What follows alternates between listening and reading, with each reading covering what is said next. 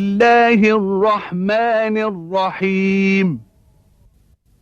كتاب أنزلناه إليك مبارك ليدبروا آياته وليتذكر أولو الألباب. صدق الله العظيم.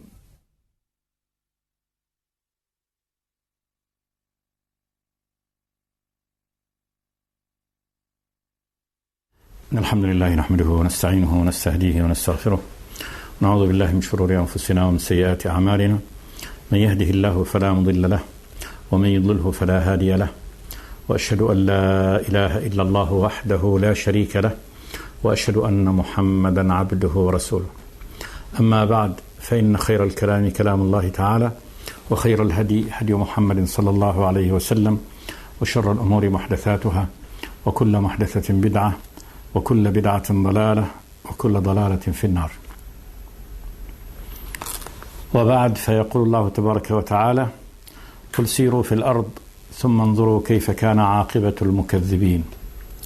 قل لمن ما في السماوات والأرض قل لله كتب على نفسه الرحمة ليجمعنكم إلى يوم القيامة لا ريب فيه الذين خسروا أنفسهم فهم لا يؤمنون وله ما سكن في الليل والنهار وهو السميع العليم. قل أغير الله أتخذ وليا فاطر السماوات والأرض وهو يطعم ولا يطعم. قل إني أمرت أن أكون أول من أسلم ولا تكونن من المشركين. قل إني أخاف إن عصيت ربي عذاب يوم عظيم. من يصرف عنه يومئذ فقد رحمه وذلك الفوز المبين. الآيات من سورة الأنعام، وقد مضى أن هذه السورة من السبع الطوال مكية بتمامها، وقد نزلت على النبي صلوات الله وسلامه عليه جملة واحدة. وفي هذه السورة تقرير عقيدة الإيمان بالله تبارك وتعالى وحده، وأنه الرب الإله الذي لا إله غيره سبحانه وتعالى، وإبطال ما يعبد من دونه. وفيها ناقش الله تبارك وتعالى ورد الله تبارك وتعالى مقالات الكفار المشركين العرب، وبيان فساد اعتقادهم ودعوتهم إلى عبادة الله وحده لا شريك له. هنا في هذه الآيات يناقشهم الله تبارك وتعالى في اعتقادهم. قال جل وعلا: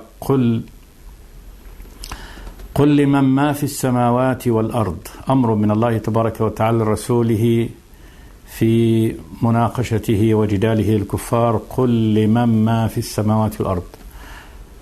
هذه ملك السماوات والأرض، السماوات وما فيها والأرض وما عليها، من يملكها؟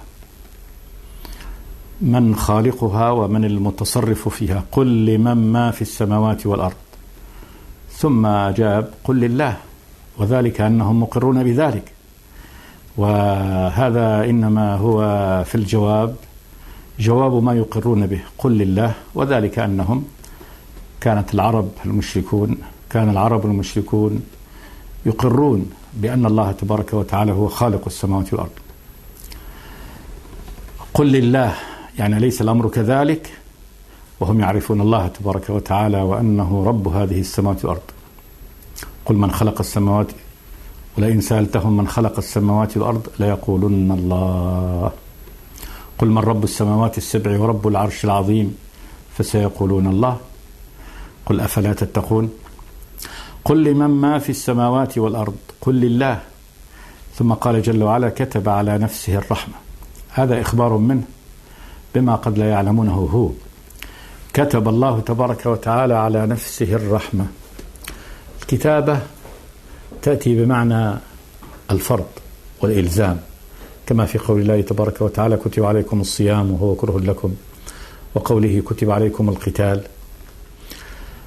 وقوله: وكتبنا عليهم فيها أن النفس بالنفس والعين بالعين والأنف بالأنف والأذن بالأذن. وكتبنا عليهم يعني فرضنا عليهم من المنزل من الله تبارك وتعالى.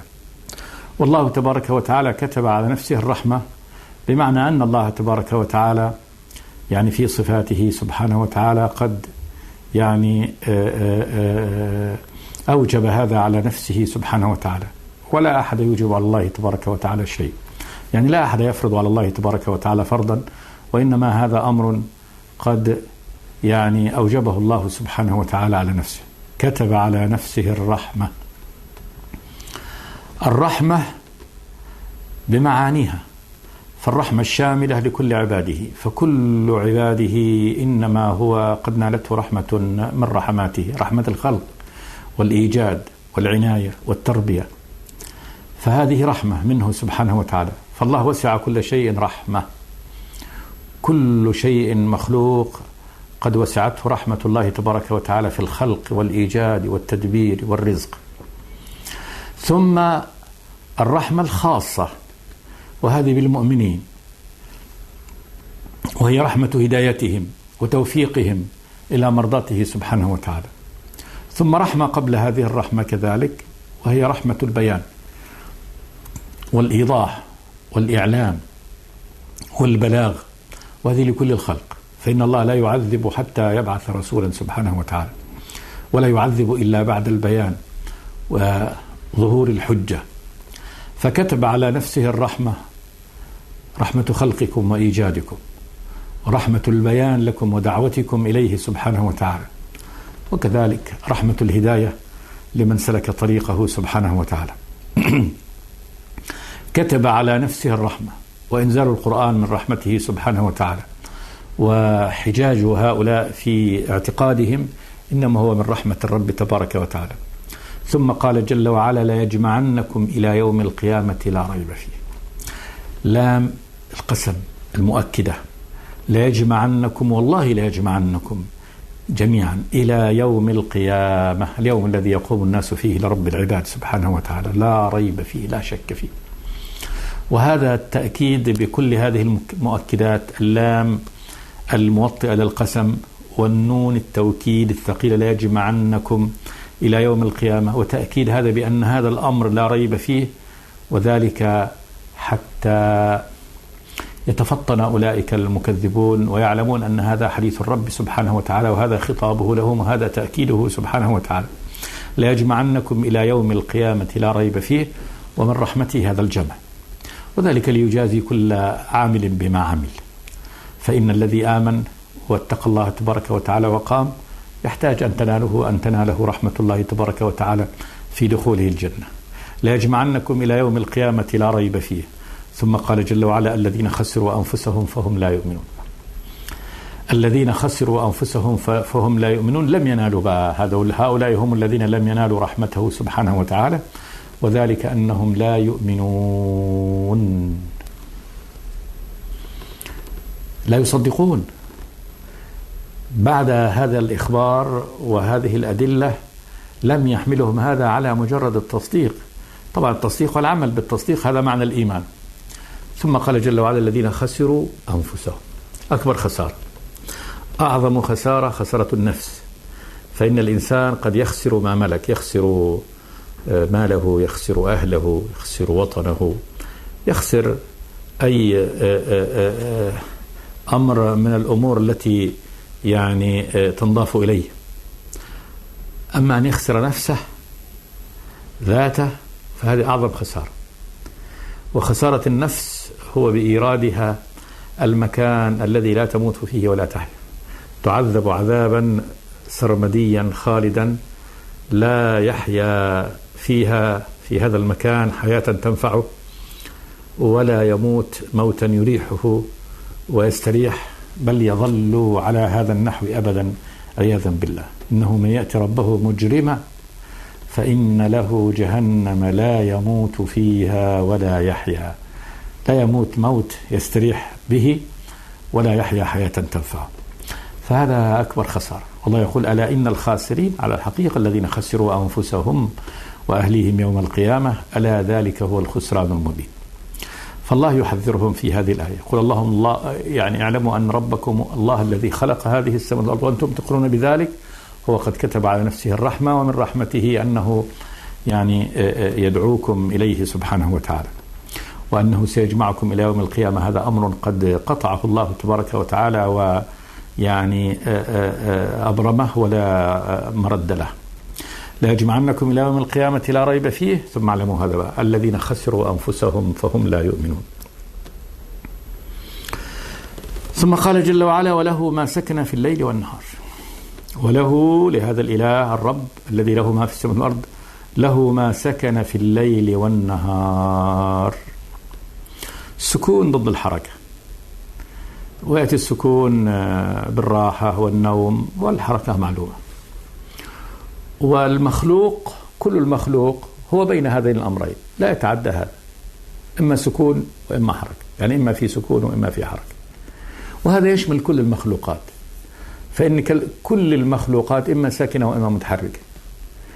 فالله تبارك وتعالى هو الذي له كل ما سكن في الليل والنهار. إذن كل هذه المخلوقات سواء كان سكونها يعني سكون ذاتي أو سكون إرادي أو يعني إلزامي لها، كل وحركتها على هذا النحو حركة مسخرة مثل حركة الشمس والقمر، فإن هذه حركة دائبة مسخرة فيها لا تتحول عن هذه الحركة ولا جزء من معشار جزء من ثانية. والإنسان مثلا يتحرك بإرادته، يذهب ويجيء ويستريح وينام.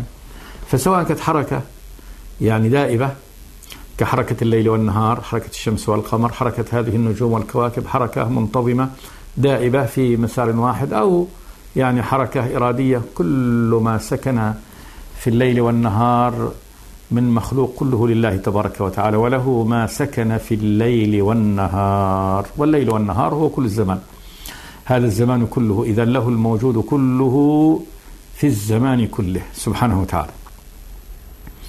وهو السميع العليم، هو السميع لكل مخلوقاته، العليم بكل مخلوقاته، يعني أن هذا الخلق بحركته وسكونه يعلمه الله تبارك وتعالى. حتى حركة الذرة هذه التي لا تراها العين، لا تراها عين الإنسان، وفيها حركة دائمة، الإلكترونات حول هذه النواة، هذه يعلمها الله تبارك وتعالى.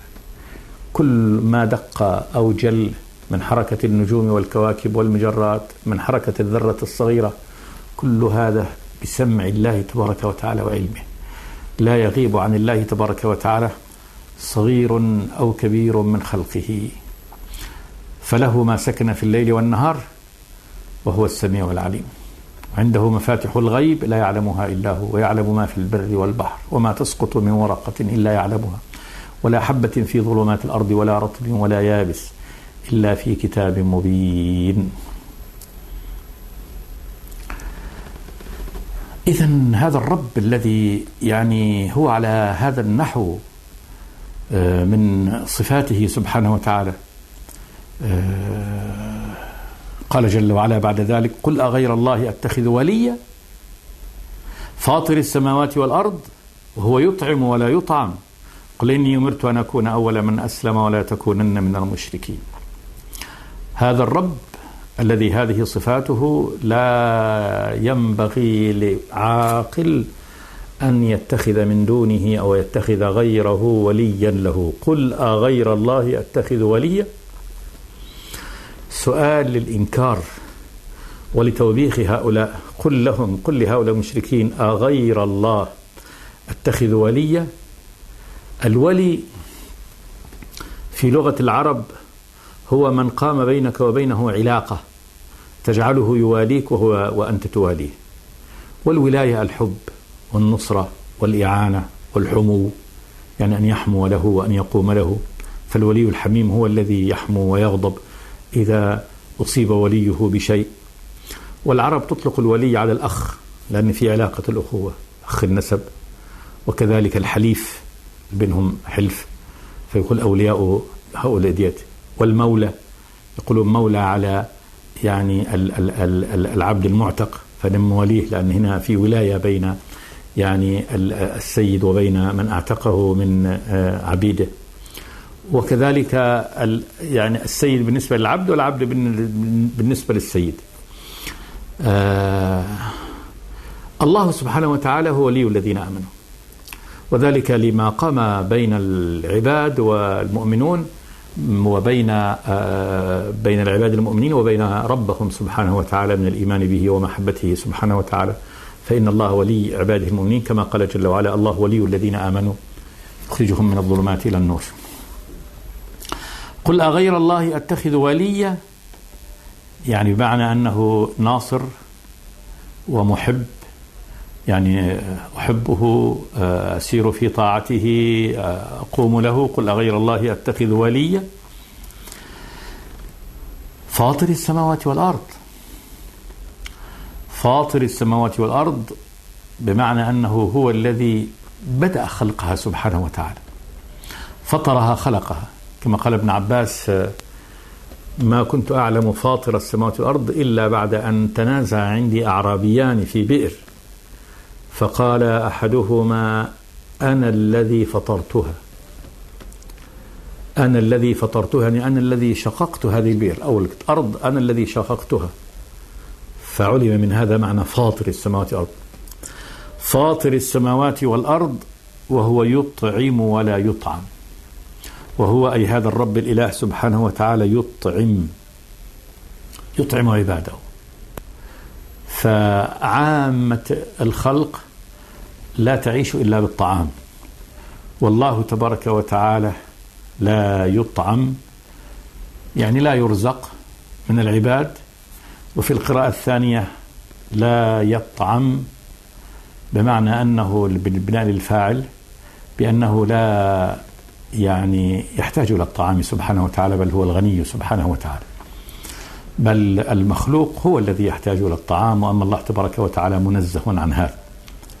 ولما استدل الرب سبحانه وتعالى على الكفار بأن عيسى يعني وأمه لا يمكن أن تكون آلهة، قال سبحانه وتعالى: من المسيح ابن مريم إلا رسول قد خلت من قبله الرسل وأمه صديقة كان يأكلان الطعام. فالذي في حاجة إلى الطعام ليأكل لا يمكن أن يكون إلها مستغنيا بذاته يستحق الألوهة ويستحق العبادة. ثم إن من يأكل الطعام يعني تضطره ضرورته إلى ما تضطره، فالله سبحانه وتعالى منزه عن كل النقائص، وهذا من النقص. وهو يطعم ولا يطعم، يعني لا يرزق، كما قال تبارك وتعالى: وما خلقت الجن والإنس إلا ليعبدون ما أريد منهم من رزق وما أريد أن يطعمون إن الله هو الرزاق ذو القوة المتين. فالله سبحانه وتعالى يطعم عباده ولا يطعم. قال جل وعلا: قل إني أمرت أن أكون أول من أسلم. أنا هذا الرب الإله الذي لا يحق لي ولا يعني يحل لي ولا يليق، بل ولا يمكن أن أتخذ وليا من دونه. قل أغير الله أتخذ وليا فاطر السماوات والأرض وهو يطعم ولا يطعم. قل إني أمرت من هذا الإله العظيم سبحانه وتعالى، وجاء أمرت هنا بالبناء لما لم يسمى فاعله أن أكون أول من أسلم، والآمر هو الله تبارك وتعالى. أن أكون أول من أسلم، أول أسبق وأعلى وأشرف، فالأولية أولية السبق من هذه الأمة. قل إني أمرت أن أكون أول من أسلم لله تبارك وتعالى من هذه الأمة المسلمة. النبي صلوات الله وسلم هو أول مسلم صلوات الله وسلامه عليه. أسلم، أستسلم لهذا الإله وأخضع له ولسلطانه سبحانه وتعالى. ثم قال جل وعلا: ولا تكونن من المشركين. إياك أن تكون من عباد الله المشركين، نهي من الله تبارك وتعالى أن يكون النبي من المشركين. إذن هذا أمر، يعني كان يقول إن هذا أمر إلهي، أمر الله تبارك وتعالى أن أكون أول المسلمين في هذه الأمة وأن لا أكون من هؤلاء المشركين. وهذا طبعا تعريض وبيان ما عليه هؤلاء المشركون الذين اتخذوا آلهة لهم دون الله تبارك وتعالى. ولا شك أن من اتخذ وليا له وإلها له دون الإله الذي هو فاطر السماوات والأرض وله ما سكن في الليل والنهار وهو الذي يطعم ولا يطعم وهذه صفاته، هذا منتهى الضلال. ثم قال جل وعلا: قل إني أخاف إن عصيت ربي عذاب يوم عظيم. وهذا بيان أنه مع أنه رسوله وأنه مأمور بهذا أنه كذلك واقع يعني كغيره من كل البشر تحت التهديد، وأنه لا يستطيع أن يخالف أمر الله تبارك وتعالى، وأن مخالفته لأمر الله تبارك وتعالى تقتضي العقوبة. قل إني أخاف إن عصيت ربي عذاب يوم عظيم. قل إني، ومع أنه رسوله أخاف، الخوف معروف. إن عصيت ربي عذاب يوم عظيم، إن عصيته فيما أمرني به من الإسلام له وتوحيده سبحانه وتعالى أن أعذب في يوم عظيم وهو يوم القيامة. وسمي هذا اليوم عظيم لطوله ولمشقته وللأهوال التي فيه. من يصرف عنه يومئذ فقد رحمه. من يصرف عنه العذاب في هذا اليوم فقد رحمه، فقد رحمه الرب سبحانه وتعالى. يعني أنا أخاف من مخوف حقيقي، من خوف حقيقي، وهذا الخوف من عذاب يوم عظيم، وأن الذي يصرف عنه هذا العذاب، ومعنى يصرف يعني يمنع ويبعد عنه عذاب هذا اليوم، فقد رحمه الله تبارك وتعالى. فهذه أعظم من أعظم رحمات الله تبارك وتعالى، أن إنسان تأتيه براءة من النار وبراءة من العذاب. إذا صرف عنه هذا العذاب فقد رحمه الله تبارك وتعالى، وذلك الفوز المبين. لا فوز، الفوز هو نيل المطلوب الأكبر، فهذا الفوز المبين البين الواضح الذي لا يعني شبهة في أنه يعني أعظم مطلوب وأفضل يعني جائزة ممكن أن يجازها إنسان، أن يصرف عنه عذاب هذا اليوم العظيم. ثم قال جل وعلا: وإن يمسسك الله بضر فلا كاشف له إلا هو، وإن يمسسك بخير فهو على كل شيء قدير. هذا بيان لصفة أخرى من صفات الله تبارك وتعالى. فكما أنه هو فاطر السماوات والأرض وهو الذي له هذا الملك، فهو الذي له التصريف كذلك، فهو الذي له التصريف كله. فكل ما يصيب العبد من خير وشر فهو به جل وعلا. قال جل وعلا: وإن يمسسك الله بضر فلا كاشف له إلا هو. المس الإصابة، وجعل هنا المس من الله تبارك وتعالى. وإن يمسسك الله بضر، ضر ما ضر جاء منكر، والضر من الضرر، وأي شيء ضرر سواء كان في البدن، في النفس، في المال، في الأهل، أي شيء صورة من صور الضرر. وإن يمسسك الله بضر فلا كاشف له إلا هو. لا كاشف لهذا الضر، يعني لا مزيل له ولا مبعد له ولا يعني رافع لهذا الضر إلا هو، إلا الله سبحانه وتعالى. وإن يمسسك بخير فهو على كل شيء قدير. إن أصابك الله تبارك وتعالى وأرادك بخير، وخير هنا كذلك يعني أمر جاء على نكرة، وخير أي خير ما، فهو على كل شيء قدير. يعني يأتيك يعني لا بد أن يأتيك، ولا يستطيع مانع أن يمنع هذا الخير عنك. فلا يستطيع أي قوة أن تمنع خير الله تبارك وتعالى إذا أراده بإنسان، وكذلك لا تستطيع أي قوة أن تمنع ضر الله تبارك وتعالى إذا أراده بأحد من مخلوقاته، كما قال جل وعلا: ما يفتح الله للناس من رحمة فلا ممسك له، وما يمسك فلا مرسل له من بعده، وهو العزيز الحكيم.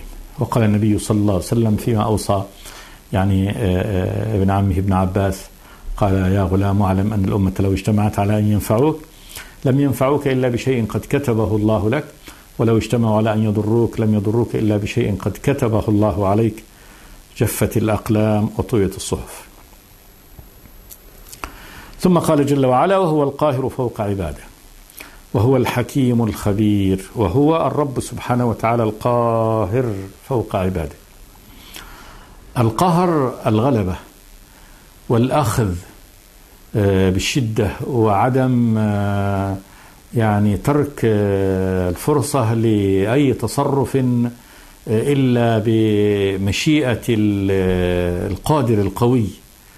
فقهرهم بمعنى أن الله تبارك وتعالى هو القاهر فوق عباده، الرب المتصف بالقهر، فإنه قد ذل له كل شيء وخضع له كل شيء، وكل شيء بأمره وتصريفه وحكمه سبحانه وتعالى، لا يخرج شيء عن أمره وعن تصريفه، فهو الذي أسلم له كل من في السماوات والأرض. فهو القاهر فوق عباده، ومعنى أنه فوق عباده وذلك أن عرشه سبحانه وتعالى فوق 7 سماوات وهو مستو على هذا العرش، والخلق كله يعني السماوات والأرض الخلق كله في عرش الله تبارك وتعالى كخردلة في كف يعني أحدنا. فالرب تبارك وتعالى هو الرب الكبير العظيم القاهر لهؤلاء العباد، يعني الذي لا يخرج صغير ولا كبير عن أمره وإرادته الكونية القدرية سبحانه وتعالى. فهو القاهر فوق عباده كلهم، ملائكته، الجن، الإنس، السماوات، الأرض، كل هذه المخلوقات مقهورة مسخرة مسلمة لله تبارك وتعالى، لا يستطيع أي مخلوق مهما عظم أن يخرج عن إرادته وعن مشيئته سبحانه وتعالى. فانظر الملائكة وهم أكبر خلق من خلق الله تبارك وتعالى مما ذكر لنا، كما قال صلى الله عليه وسلم: أذن لي أن أحدث عن ملك من حملة العرش ما بين شحمة أذنه إلى عاتقه، هذه المسافة تخفق الطير 500 عام. هذا في هذا المكان، لو أن طائرا يطير ويسير في انطلاقه 500 سنة لا يقطع هذه المسافة القليلة من قامة هذا الملك، فكيف بقامته وكيف بهذا ومع ذلك هؤلاء الملائكة في غاية الرعب والخوف من الله تبارك وتعالى، كما قال جل وعلا عنهم: يخافون ربهم من فوقهم ويفعلون ما يؤمرون. وقال في خزنة النار الذين هم 19 موكلون بالنار كلهم، قال: وما جعلنا أصحاب النار إلا ملائكة وما جعلنا عدتهم إلا فتنة للذين كفروا. وقال عنهم سبحانه وتعالى: يا أيها الذين آمنوا قوا أنفسكم وأهليكم نارا وقودها الناس والحجارة عليها ملائكة غلاظ شداد لا يعصون الله ما أمره ويفعلون ما يؤمرون. فهم لربهم يعني أذلاء خاضعون مستسلمون لله تبارك وتعالى. فالله هو القاهر فوق عباده جميعا، وهو الحكيم الخبير، الحكيم الذي يضع كل أمر في نصابه، ما في شيء خارج النصاب، ولا في شيء عبث، ولا في شيء سدى. الخبير، الخبرة هي العلم الدقيق، أدق العلم، يعني العلم بدقائق الأمور، فكل دقائق الأمور يعلمها الله تبارك وتعالى، لا يخفى على الله تبارك وتعالى شيء. فهذا هو الرب الذي لا يحق لأي عاقل أن يتخذه وليا، وهذا النبي يقول: أنا رسوله أنا نبيه ومع ذلك هذا شأني. قل أغير الله أتخذ وليا فاطر السماوات والأرض وهو يطعم ولا يطعم. قل إني أمرت أن أكون أول من أسلم ولا تكونن من المشركين. قل إني أخاف إن عصيت ربي عذاب يوم عظيم أن يصرف عنه يومئذ فقد رحمه وذلك الفوز المبين. وإن يمسسك الله بضر فلا كاشف له إلا هو وإن يمسسك بخير فهو على كل شيء قدير وهو القاهر فوق عباده وهو الحكيم الخبير. فإذا كان هذا شأن النبي فلا شك أن يعني من غير النبي طريق أولى أن يخاف الله تبارك وتعالى وأن يضع نفسه في هذا الموضع تحت صفات الرب جل وعلا. استغفر الله لي ولكم من كل ذنب، صلى الله وسلم على عبده ورسوله محمد. بسم الله الرحمن الرحيم. كتاب أنزلناه إليك مبارك ليدبروا آياته وليتذكر أولو الألباب. صدق الله العظيم.